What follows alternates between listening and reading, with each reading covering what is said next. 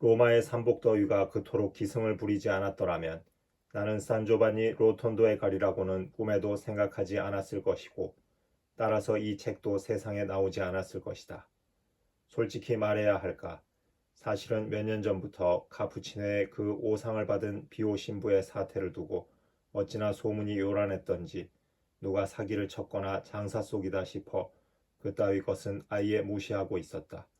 몇 차례 이탈리아에 장기 체류하면서 나는 오늘날 우리의 신앙을 좀먹는 기적 따위를 갈망하고 날뛰는 경솔한 사람들을 경고한 성좌의 조치를 지극히 현명한 처사라고 생각하고 있었다. 나는 로마의 한 본당에 이 정도의 통찰력을 가진 여자가 있다는 것을 스스로 대견스러워하면 안 될까? 사실 암시와 기적에 이끌린 우리 주변의 성급한 사람들이 마음의 안정을 잃고 마침내 미신에 빠져드는 것을 본 게 한두 번이 아니다. 제1차 세계대전 뒤에 창궐한 정신병이 큰 문제였지만 아무튼 여기에는 근본적인 대책이 필요했다. 그러기에 나는 추기경이 되기 전에 오타비아니 몬시뇨리 오세르바토레 로마노에 기고하여 사제와 신자할 것 없이 모두 가짜 기적을 조심하라고 경고한 멋진 글을 읽고는 쾌재를 불렀던 것이다. 뿐만 아니라 나는 우연히 비오 신부에 관한 책을 하나 손에 넣었는데 그것은 그 사이 성좌의 공식 기관을 통해 낙인이 찍힌 것이었다.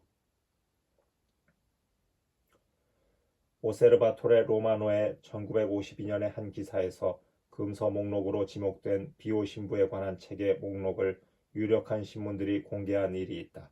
그러나 믿을 만한 소식통에 따르면 1953년 5월 17일 오세르바토레 로마노의 도미니코에가 발표한 1947년 이래의 공식적인 금서 목록에는 이런 어떤 책도, 다시 말하면 비오 신부에 관한 어떤 책도 언급된 것이 없다.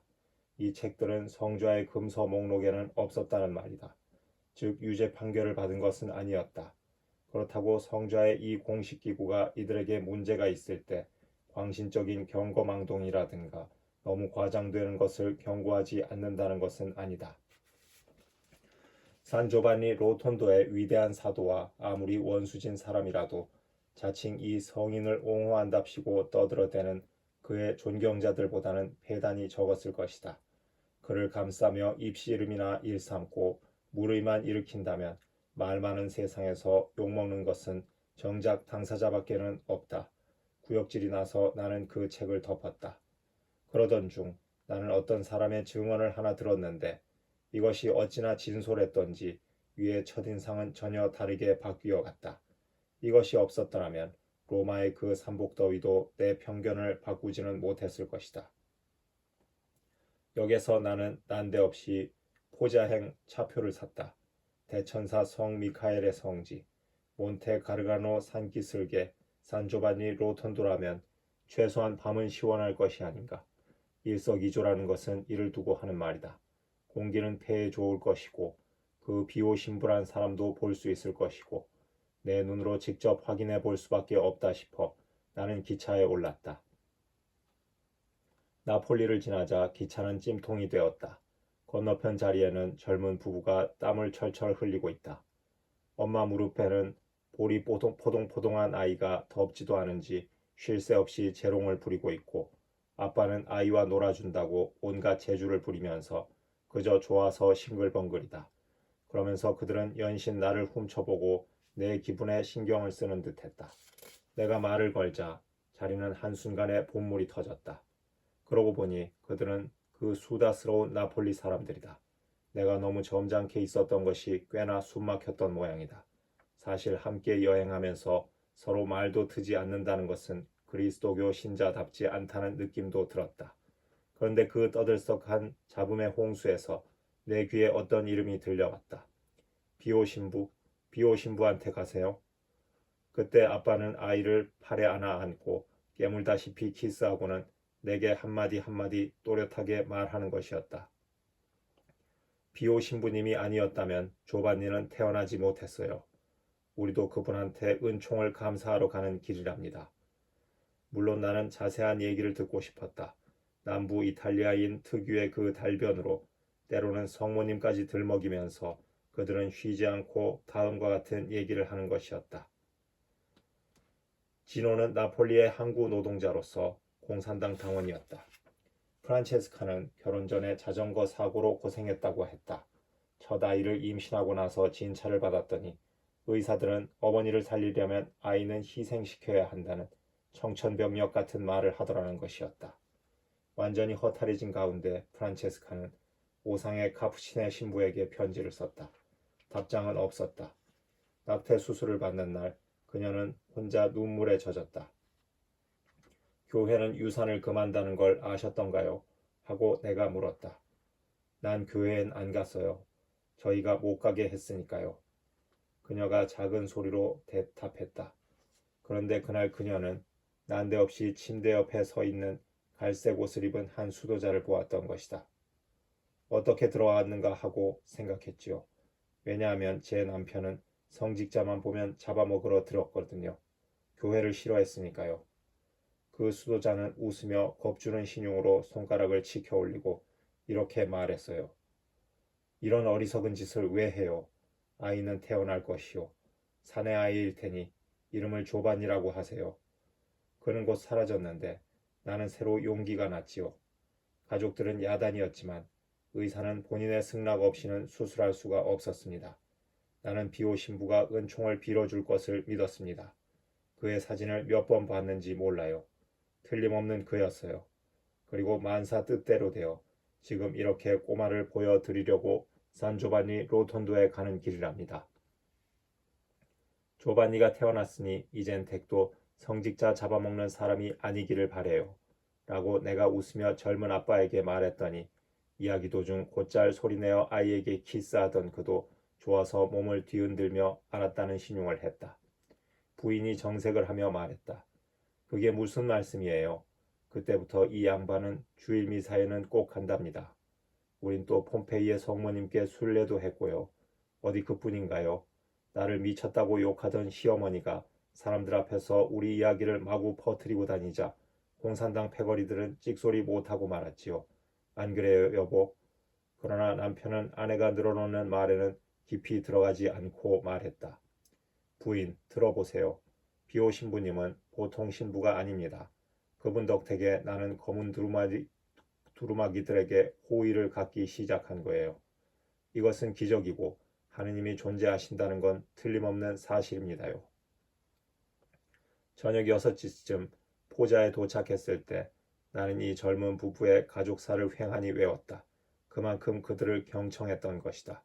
두 사람을 보면서 하기야 인종이 두루 섞인 남부 이탈리아에서 이런 사람들은 수두룩하지만 이렇게 젊고 이렇게 행복하고 이렇게 아름다운 그들의 오늘이 있는 그 근원은 바로 비호 신부에게 있다고 생각하기에 이르렀다. 그가 아니었다라면 베르니니의 천사상을 꼭 쏙 뺀 이 아이는 태어날 수 없었을 테니까. 포자에서 이 동행은 숙소를 알아본다고 시골 사람들 틈으로 어디론지 사라졌다. 산조바니 로톤도에서 잠자리 얻기는 하늘의 별 따기라는 것이 이곳 사정이었다. 그러자 사륜마차에 엔진만 달랑 얹은 마차 떼거리가 요란하게 몰려와서 신들린 듯이 호객하기 시작했다. 산조바니 로톤도 가요. 빨리 타요. 곧 가요. 내 옆에 나이가 지긋한 부부는 이런 혼란이 몸에 익지 않아 속상해 죽을 지경인 모양이었다.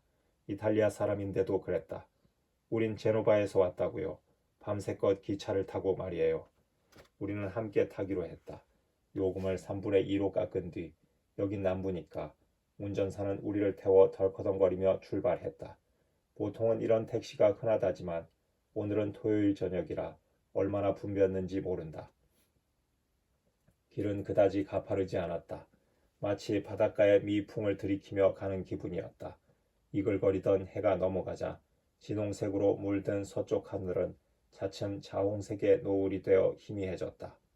차는 대로를 벗어나 올리브나무 길 사이의 좁은 길로 접어들어 꼬불꼬불한 길을 몇 번인가 돌더니 뒤에 안 내리지만 차는 주변의 여러 농가에 보낼 소포 때문에 최단 코스를 가지는 않았다. 브레이크 소리를 끝으로 멈춰 섰다.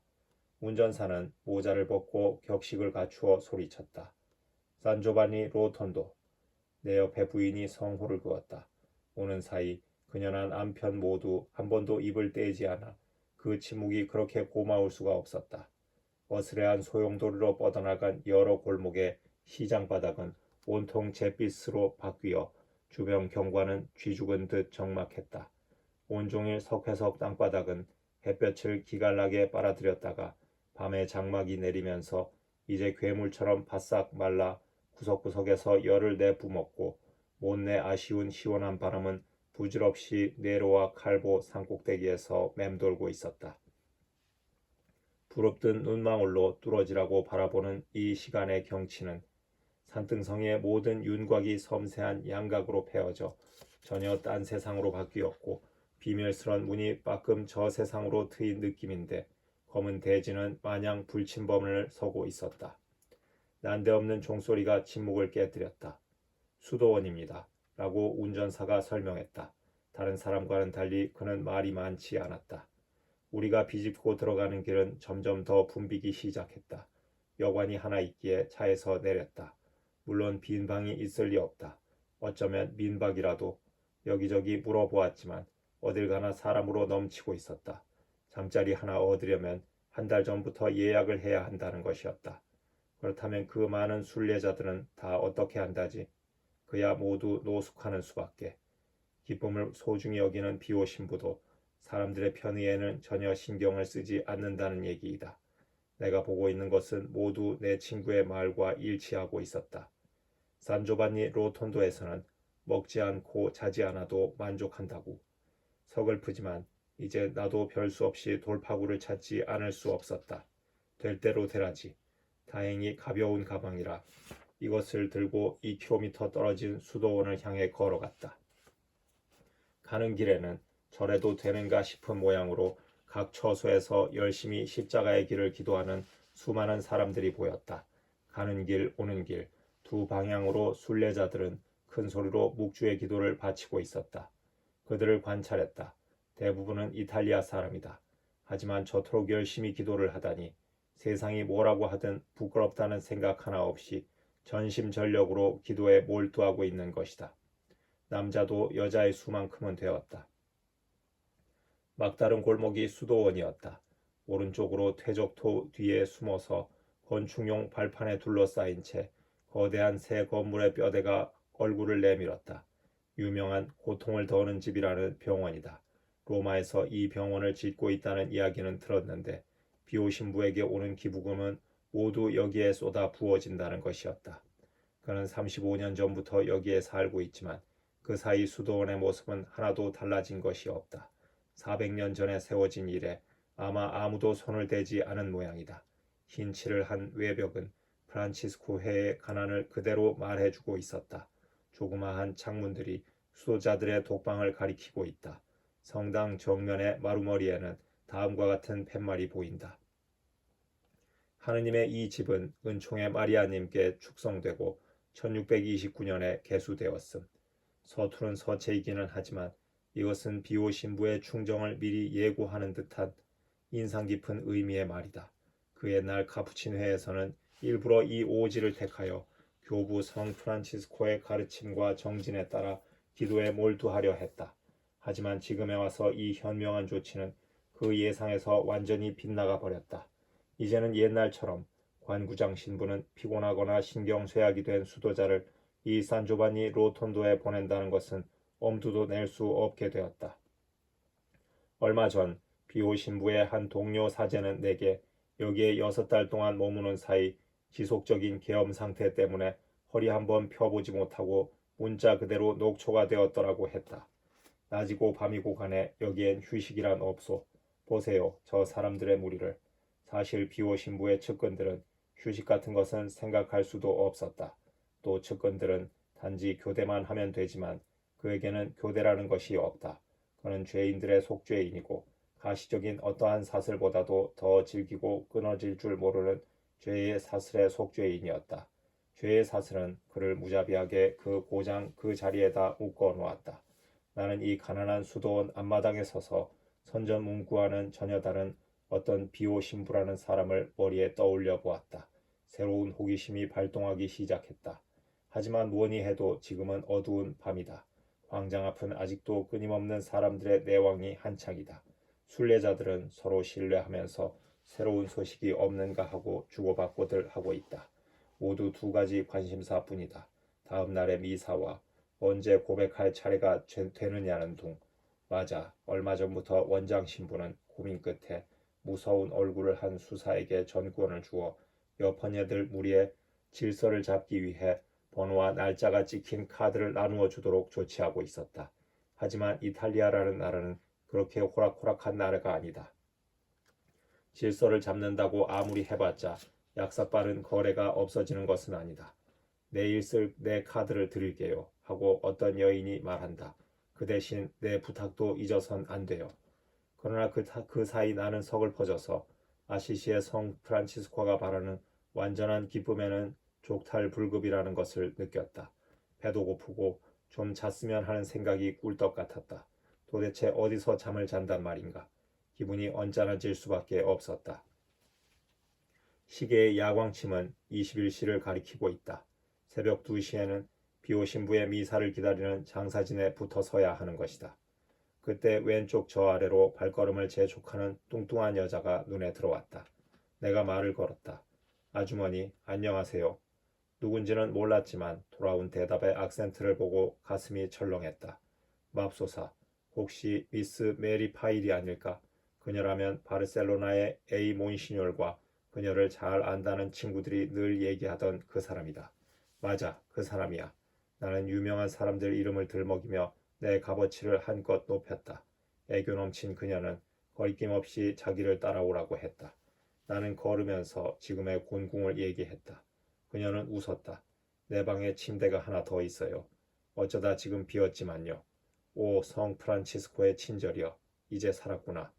지리에 밝은 그녀를 따라 돌로 포장된 언덕길을 비틀거리다가 불빛이 환한 집 앞에 섰다. 안은 떠들썩했다. 부엌과 거실이 하나로 된 넓은 1층에 들어서자 미스 파일이 말했다. 함께 잘 친구를 데리고 올게요. 그런 그녀는 아직 내 이름도 모른다. 나는 그녀를 남몰래 관찰하고는 그녀의 장밋빛으로 빛나는 얼굴, 유머와 지성에 번쩍이는 두 눈에 주눅이 들어버렸다. 박사 학위를 가진 사람이 아닐까? 그녀는 유명한 몬테소리 선생의 제자이자 동료가 아니었던가? 제3회 소속인 그녀는 스카풀라, 띠, 묵주와 함께 프란치스칸의 그 검소한 수도복을 걸치고 있었다. 머리에 쓰는 베일도 없었다. 이 지방 사람들처럼 성당에서는 그냥 면사포만 쓰고 있었다. 이런 벽지에 오래 살면서 그녀는 이곳의 관습에 물든 것이다. 뿐만 아니라 그녀의 이탈리아어 발음도 이 지방 사투리 냄새를 물씬 풍기고 있었다. 그녀와 마찬가지로 제3회에 속하는 그곳 부녀들은 같은 집에 살면서 가사도 돌보고 순례자들의 편의도 돌봐주고 있었다. 나도 그들의 이웃사랑 프로그램에서 예외가 되는 것은 하나도 아니란 얘기다. 그러고 보면 그 집은 터지라고 꽉 차지 않은 날이 거의 없었고 또 비상시에 대비하여 감방 크기만한 그녀의 방에는 언제나 보조 침대가 놓여 있었다. 첫눈에 편안함이 느껴지면서 전혀 부담감이 없었다. 수오르 마리아로 통하는 미스 파일은 내게 페트루치오라는 젊은 장님을 소개했다. 이분은 비오 신부님이 대단히 사랑하고 아끼는 분입니다. 놀랄 만큼 고귀하고 기품 있어 보이는 백발의 부인이 따뜻한 수프를 건네주었다. 하지만 그보다도 나는 우선 내 방문의 목적을 미스 파일에게 이야기해야만 했다. 내 눈으로 보고 내 귀로 들어서 나는 나대로 판단하고 싶었다. 그런데 우리의 만남은 그냥 하나의 우연이었을까? 우리의 만남이 섭리로 이루어진 것이라면 그녀는 나를 좀 특별히 안내해 줄 수도 있지 않을까? 또 나는 덧붙여서 나의 이탈리아 친구들에게는 미안한 말이지만 그녀의 앵글로색슨적인 상식으로라면 내가 무턱대고 감탄하고 과장하는 것을 예방해 줄 수 있지 않을까라는 말도 했다. 어차피 그녀는 이곳에 살면서 여러 사람들의 성향은 잘 알고 있을 터였다. 그녀는 웃었다. 알겠어요. 하지만 오늘 밤엔 말고 저 사람들 모두 녹초가 되어 있어요. 나도 그렇고. 자명종 시계를 4시에 맞추어 놓았다. 이제 됐어. 라고 수오르 마리아가 말했다. 나도 그 시간에 일어나야 한다는 것에는 전혀 이의가 없었다. 그녀가 덧붙였다. 규칙적으로 일찍 일어나기가 제일 힘들어요. 하지만 어쩔 수 없잖아요. 이렇게 혼잡한데 늦기라도 해봐요. 사람들 틈에 밟히기 꼭 좋지요. 눕기가 바쁘게 그녀는 곧바로 깊은 잠에 빠졌다. 수도복도 입은 채였다. 너무 많은 것을 느낀 하루였기에 나로서는 잠이 문제가 아니었다. 산조반니 로톤도라는 이름만 나와도 성가셨던 그 떠들썩한 광고의 번거로움은 이제 멀리 사라진 지 오래다. 나는 지금까지의 생각과는 완전히 다르고 침묵으로 둘러싸인 그 실제가 무엇일까 하고 곰곰이 생각하기 시작했다.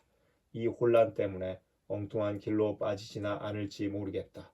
그러나 아무튼 산조반니 로톤도의 첫인상은 무조건 좋았다.